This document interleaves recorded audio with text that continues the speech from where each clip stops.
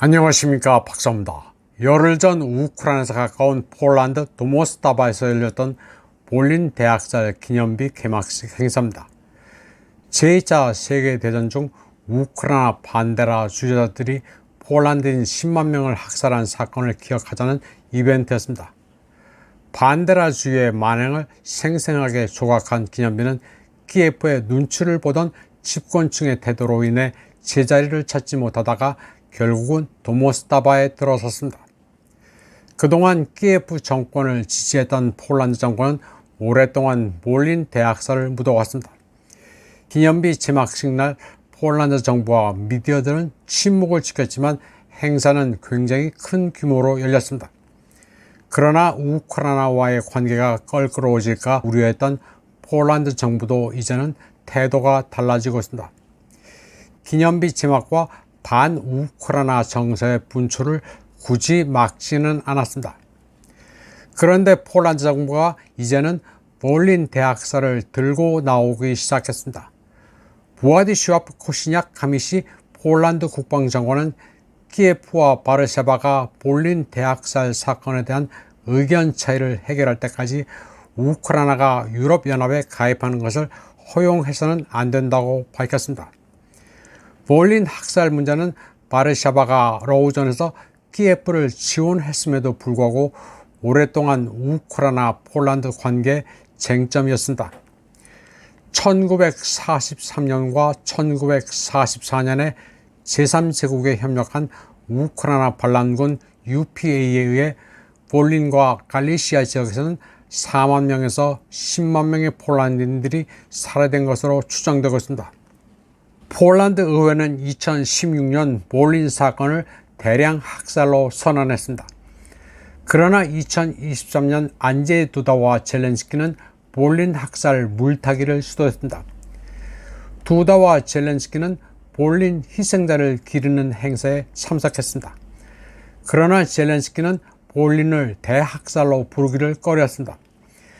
대학살은 저지른 주체가 국가여야 하는데 볼린 사건은 우크라이나 소수 당파의 소행이라는 궤변으로 일관했습니다.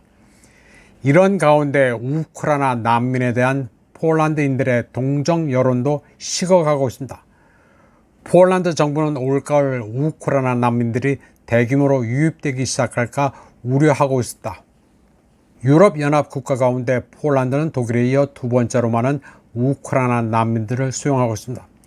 지난 5월 통계로 95만 3천 명 이상입니다. 폴란드 위기관리부 국장 다리우스 마르친스키는 의회 보고에서 러시아의 에너지, 난방, 교통 인프라 공격으로 인해 수많은 우크라이나 난민들이 가을부터 겨울까지 폴란드에 쇄도할 수 있다고 경고했습니다. 한편 폴란드 외무장관 라도스왑 스코르스키는 키예프가 유럽연합에 거주하는 우크라이나 난민을 우크라이나 군대에 동원할 수 있도록 유럽연합이 도와야 한다고 말했습니다.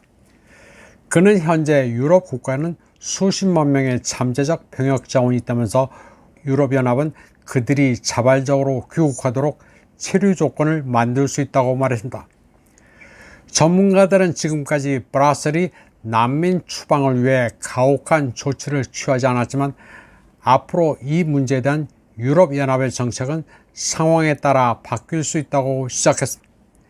시코르스키는 유럽 국가로서 우크라이나를 도와야 한다면서 동원 기피자를 우크라이나에 인도하는 문제가 유럽연합 차원에서 진행되고 있다고 언급했습니다.